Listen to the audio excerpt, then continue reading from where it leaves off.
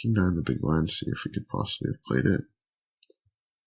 Yeah, I think so. In that case, with all those calls behind, I probably wouldn't have played Artie Carson heads up or even a three-way pot against Ray Lot as well. But the other guy calling too, I mean, it just becomes really good odds, and it's really not a big deal to flick in 250 there, I think. But whatever, and don't get to see any hands. Get ace 10 suited on the cutoff. Rate a lot opens, 100 big blinds under the gun, so we're just going to flat here and hope to have position and play a pot. Phil Ivey comes along as well. And rate a lot bets 1K. I could go for a raise here, but I just decided to fold with no backdoor equity, and Phil Ivey folds as well, and that's about it. About 6 hands after that, we get ace jack, the big blind, cutoff, Romeo Pro opens, block check, jams on him, and Romeo Pro is opening just super wide, and he should be getting jammed on super wide here, so I decided to get an ace jack, and we're up against ace 7 offsuit, and we hold. It could be a fold against some players, but in a 200 rebuy where players are playing just super aggressive, you gotta get ace jack in there. We open ace 2 suited, get flatted by rate a lot.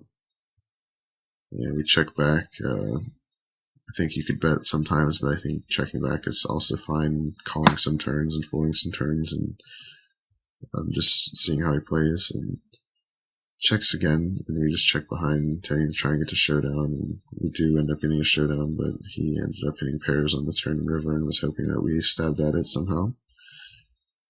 So not a big deal there. 6-5 suited, we fold here. Sometimes I would open it, but again, with like a good player on the button and cutoff, you gotta be worried about that a bit more with 3 bets and just flatting and outplaying in general. Nothing too much happens. Then we get queens on the button. Cutoff opens wushu, and we're just gonna 3-bet and 10 to get it in, and he folds. We open aces, hijack -1, and we get 3-bet now ourselves, and in this spot I just 4-bet and 10 to get it in.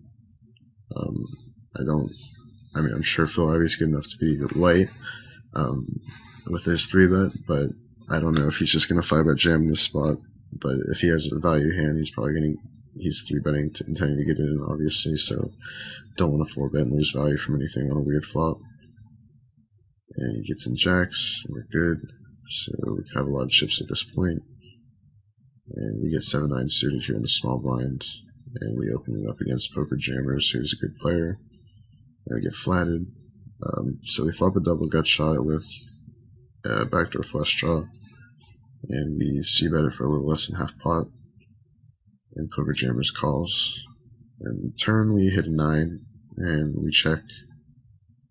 And Poker Jammers bets a little over half the pot. And we decide to check call.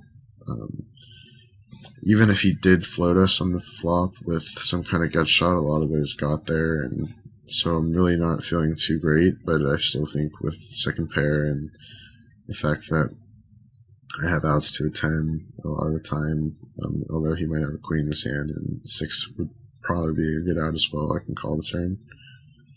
And the river comes a 9, and he bets a little over 2/3, and kind of sucks here, just because there are not many hands that he should really be bluffing with, and it's just a very strong sizing, but at the same time there's blind versus blind, and I have a 9, and we're kind of disguised.